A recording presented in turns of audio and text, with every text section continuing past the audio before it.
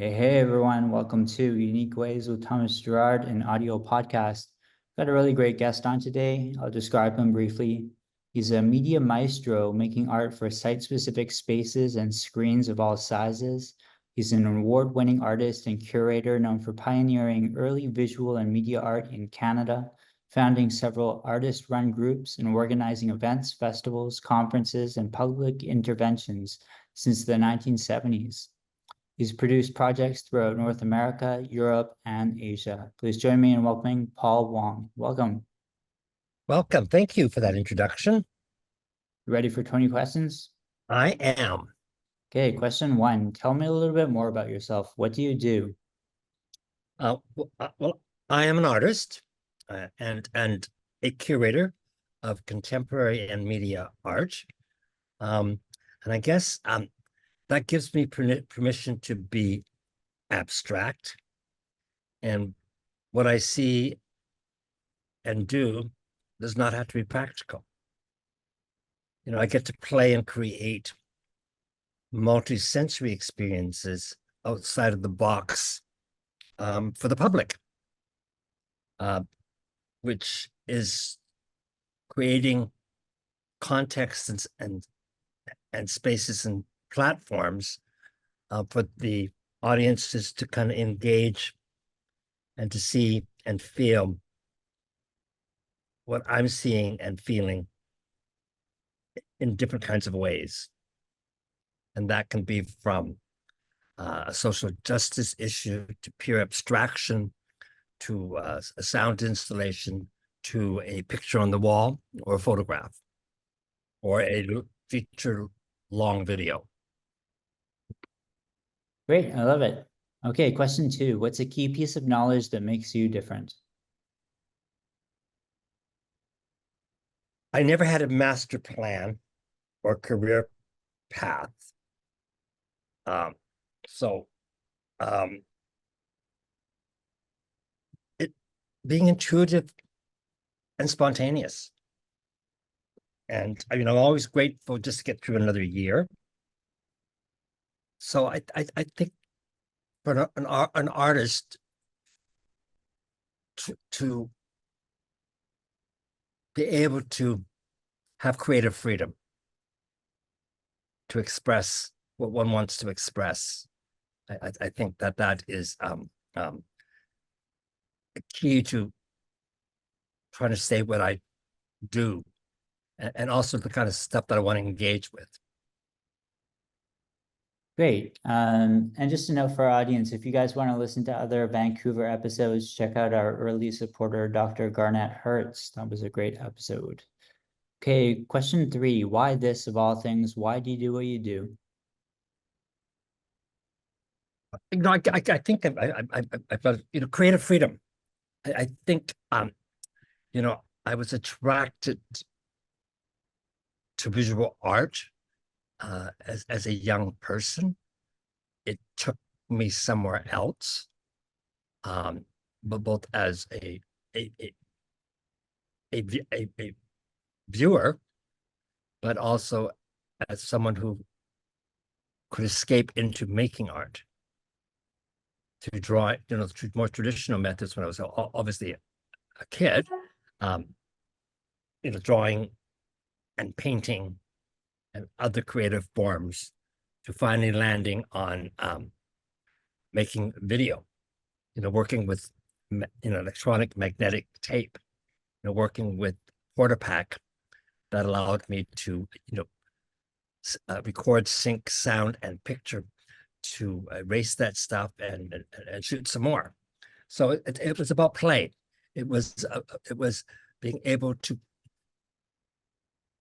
make something and to share that with somebody. So I was attracted to art and an artist, because it seemed to be an interesting place. Great. And some people struggle with number four, but the question is, what does your future look like? I think I made a mistake answering that earlier, that like I said, like I never had a master plan or career path, and that So I've never done it in that traditional way of, working with a fixed salary or something that would get. So I've always been self-employed. I'm grateful that I've been a self-employed artist, most of my life, that I've been able to humbly and with, probably, with fairly modest budgets and projects, get to where I am now. And I don't have a great future plan. It's just to get through another year, and to maintain, what I have, which is a studio, a home, some budgets to play with, and to kind of keep it all going. That's it. There's no grand. There's no pot of gold at the end of my rainbow. Nice, I like that. Number 5, we say, is unique to this show. The question is, let's talk about location. How does the notion of place play into what you do? I'm one of the artists started off in the 70s, and it was really about a lot of my art practice has been, because I didn't go to higher learning. So a lot of my practice has never been academically based. So a lot of what I do has been a direct reflection of what's in this room, who's in this room with me, and what's directly out my windows. So that has been, up and down Main Street my entire life. I still live in the neighborhood I grew up in, which is Mount Pleasant, which is about less than 2 kilometers from my current studio in Chinatown. And I've been here for the last number of years, 6 years, and that has also been inspired me to do this whole other kind of work. So location, yeah, no, I'm here, and my work reflects being here as opposed to being here and reflecting some antiquity book or research. I think I'm very visceral and very immediate, and I think that's also why my work also probably speaks to a lot of people. Nice. If you had to start from the beginning, what advice would you give your former younger self? Ooh, God, I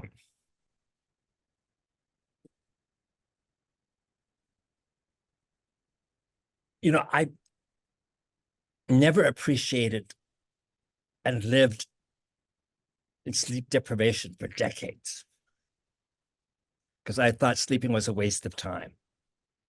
So I think that I functioned,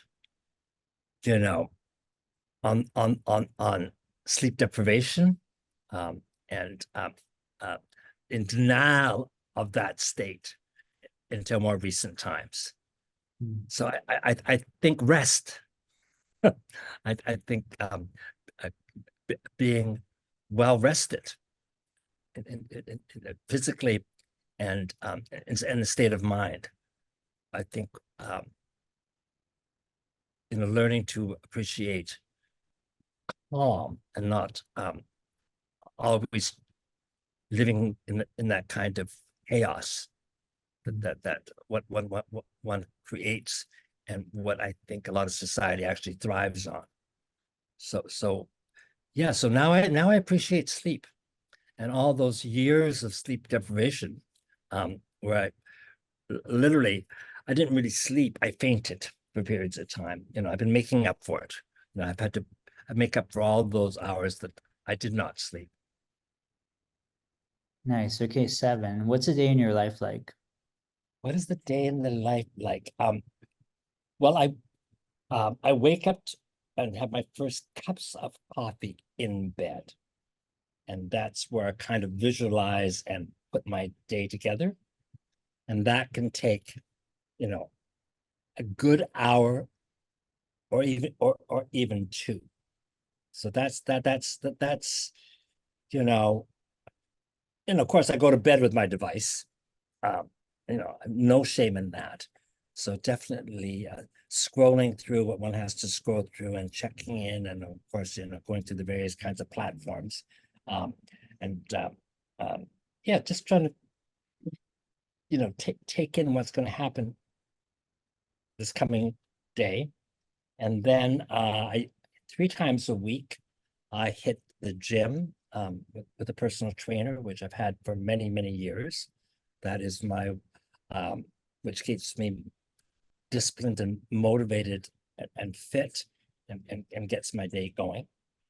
4 times a week, I'm in my studio, with my assistants working on projects.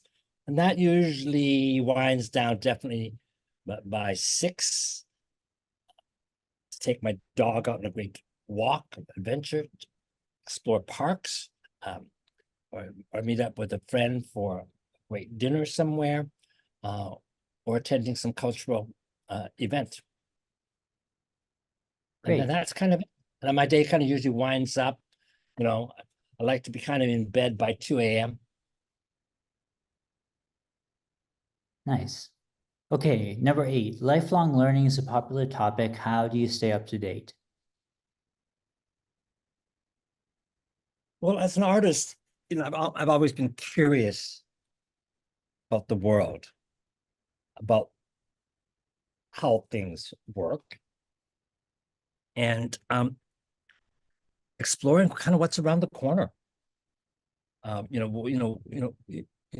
is that?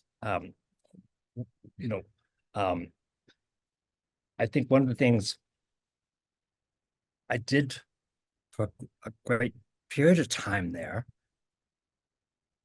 was looking at the other. I really tried to figure out these other things that I didn't know about, or things that I disliked, music that I disliked, or cultures I didn't know but disliked, and other kinds of activities, and then trying to at least understand them enough to respect it. I may not have liked it anymore, but at least I respect where it came from and what it is. So I guess that's trying to keep an open mind. And a lot of it, I think, has been unlearning what I was taught to learn. Great. 9 is around tools. What tools do you use? Do you use digital and analog tools? Well, being a so-called pioneer of electronic media art, video art, and new media, I've of course been somewhat at the forefront of exploring a lot of those technologies and tools of for my art making, for my multimedia events, and for ways of my ways of storytelling.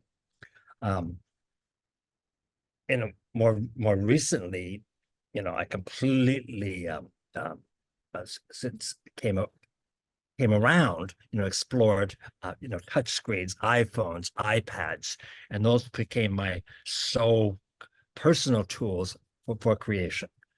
But I'm sitting in my studio here, and I have I have my digital production assistant who explores using. Today, I think we've used Premiere and Photoshop.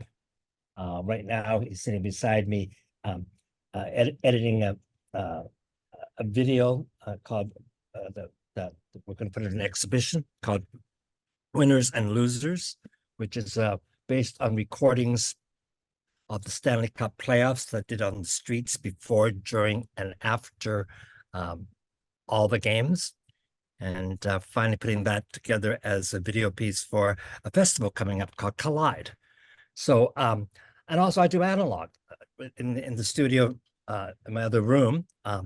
I have the archives of Tamio Wakayama, a lesser known photographer to the mainstream culture. And I'm currently working on his book and retrospective for the Vancouver Art Gallery opening in 2026. So I have his entire archives of negatives, contact sheets, and black and white prints, tens of thousands of images in my other room here at the studio. So that's working purely analog, really looking at understanding his photography methods, and we're putting together a traditional book, and we'll be putting up pictures on the wall in a conventional kind of exhibition. Nice. Okay, halfway number 10. How do you deal with work-life balance? I'm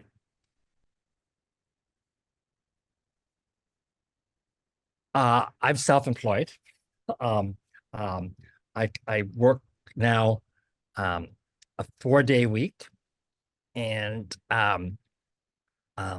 what I do also demands a lot of going out to cultural events and public events, and I consider a lot of that as part of my work week.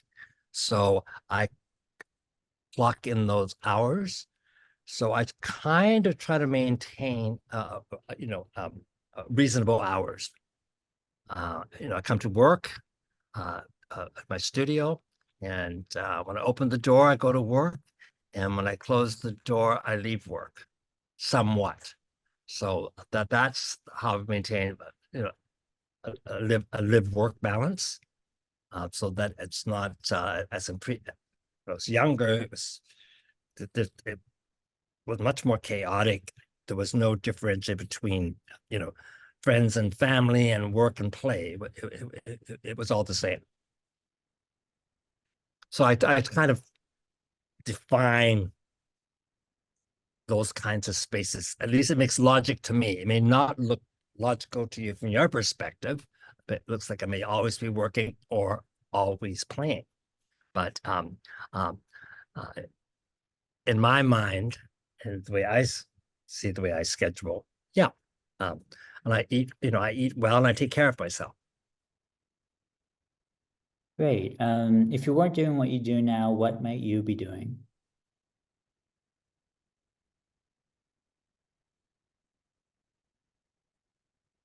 Taking a I don't think I wasn't doing what I was doing now. What might I be doing? I think I did take a break. I'm going to say around 18 years ago. Let's just say I did take a break, and that was part of I think mid-career is probably the worst time, midlife for a lot of people. Certainly for artists, you're no longer the daring, young, emerging radical artist of the month, artist of the year. You're no longer the young ingenue, and neither are you the master. So I think mid-career is when you're too experienced to know better, to do that dumb stuff. You're afraid to do a lot of that crazier stuff, yet you don't have the experience or the respect to be appreciated on another kind of level. And I did take a break, and at that time I thought this could be a time maybe to do something else. And that was kind of a 2-year period. And I went back into the studio. Before that, I was bouncing around the world a lot. Then I came back to Vancouver for a good year and a half, not going anywhere. And one day I went back in the studio and changed it up. I decided to have a studio practice and not a production office practice. I got myself an assistant and went right back to work. The question is, what would I have done? I always thought opening a great club or a fantastic bar or lounge would have been fun. Thank God I never went in that direction, because I don't really like the public that much, where I can't just leave when I want to leave and come when I want to come. Did that answer your question a little bit? Yeah, that's great. Number 12 is what would you not like to do with your career?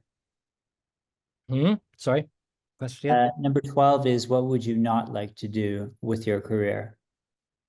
What would I not like to do? Mhm. Wow. Wow. Um, um, I've always said yes to almost everything that comes my way. Just as why not just say yes? I like to be a yes person. I like to work with yes people. Um, until we have to say no. I also work as a producer and a curator and a commissioner of other artists. Um, and say yes to go somewhere different. What won't I do? I guess sell my soul. I'm not going to sell out my authenticity and my integrity and um, my political views. I won't do that. I never did. I never have, which has always, my career has been, life has been a bit of a roller coaster because of that. Um, I haven't done the right things to the right people. I've done things my way, and it's worked out in the long run. And I think that's really important to me. So I will not do things that uh, I won't work with toxic people. Nothing is worth it. Fame, fortune, connections, no. Just not going to do it. Great. How about a favorite word, quote, or sentence? Oh, um, um, did right. So in 2022, it was a bit of a rough year personally, and also exceptionally busy. So I started off 2023 because I made a decision. I guess conceptually, that I was going to have my best year ever, and that was in 2023. And I had to constantly remind myself with this quote: "Only do the best and fuck the rest." And it worked. I had a great 2023. And that was being able to say no and yes to things based on that kind of thinking, not to keep doing the same old thing, going to the same old places, eating in the same old places, um, just just changing it up. And I decided that I would repeat that same thing in 2024.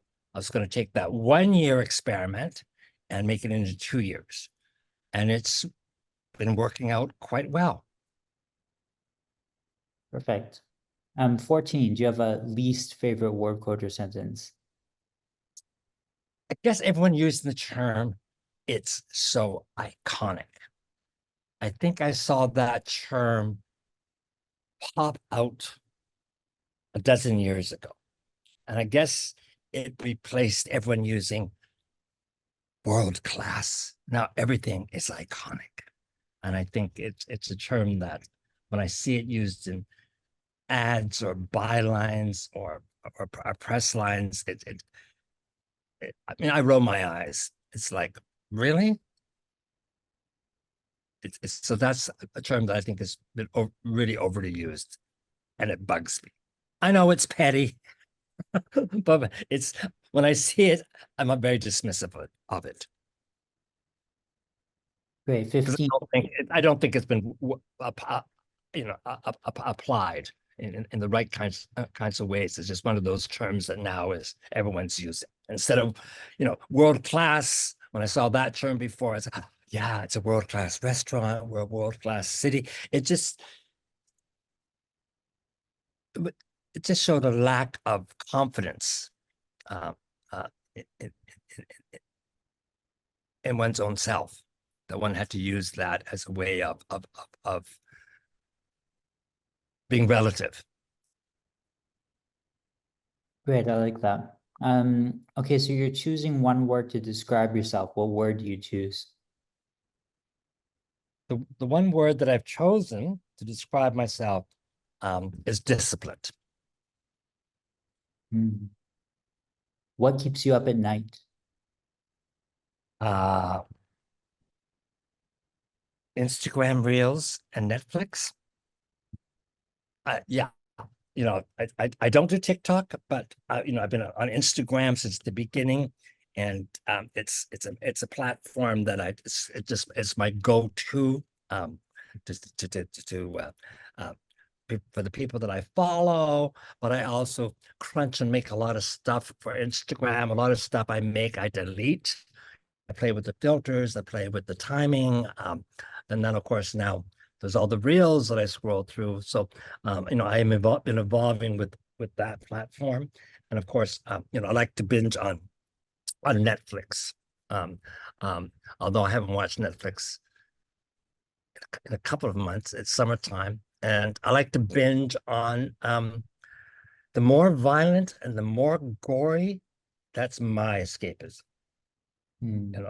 I can binge on those movies and on those series. So yeah, serial killer stuff, mayhem, you know, Viking violence. Yeah, it's I guess they would call them slasher films back in the day. Hmm. I Great. love that. I like that. The final stretch here. What's a dream you're chasing? Ooh, I'm living my dream. I somehow have um, still doing what I want to do. I guess the dream that I've always thought of, what would we like to have complete, total freedom to make an artwork or do an art project, to some incredible installation with no boundaries, no budget constraints, no spatial constraints, no curatorial gatekeeping, no public expectations, no private collectors or museum things. What would that look like to have the time, the resources to do whatever I wanted to do? I don't know if I could even know where to begin, but that would be very interesting to unbox that kind of arena for me, and to see what that could evolve into, who I would get to work with, where and with what and for what. Nice. 18. What inspires you? What inspires me? You know,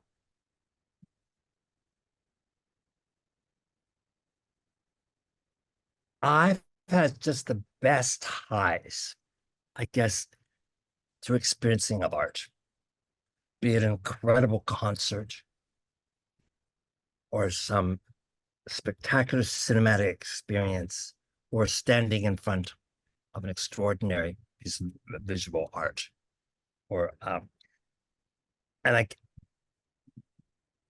want to make art that can also give people that same kind of experience. And I want to make art that I can share with the public and and and and and to connect and create community around it. Great. And yeah. Yeah, no, please. No, I think that, you know, this idea of you know, we are part of, but I didn't create this kind of messy world that we live in. But if I can be part of being part of a greater community that can be parallel to that, that can be alternative to that, then that's a good thing. That gives people a sense of hope and a sense of joy, or a place of reflection. And I think that's what art can do. Mhm. Great. And last couple here, any advice you'd like to share?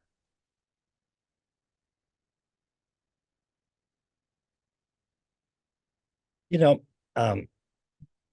what question was that? 19, any advice you'd like to share?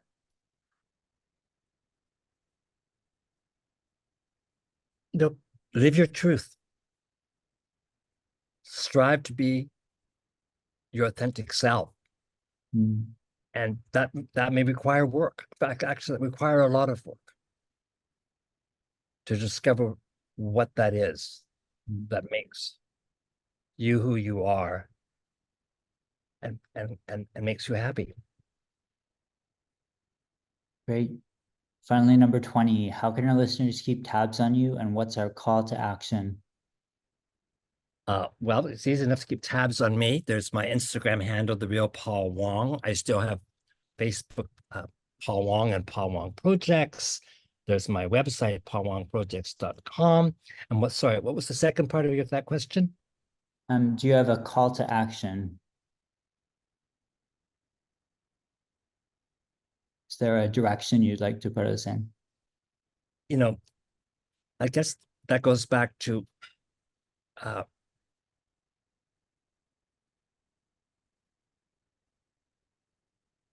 be authentic. Mm. And, you know, seek your own truth. And I think the call to action is to somehow, and I guess that's as a media artist, you know, I started off, you know, founding the Video Inn back in 1973, back in the early days of, you know, media democracy, when finally there were tools that were an alternative to mainstream commercial broadcast and government and corporate controlled media. And, you know, we were doing and making stories that were alternatives to that. You know, we were reading between the lines of mainstream and mass media. And I'm still continuing to do that. So people have got to, particularly in this age when there is so much information to sort through, and half truths and outright lies, and it's all propaganda, is to sort through that and make and find your own truth. Great. I love it. Well, thanks so much for joining today. You know, you're such a key pillar in the Vancouver scene, and it's a real pleasure to have you on today. So thanks so much. Thank you for having me.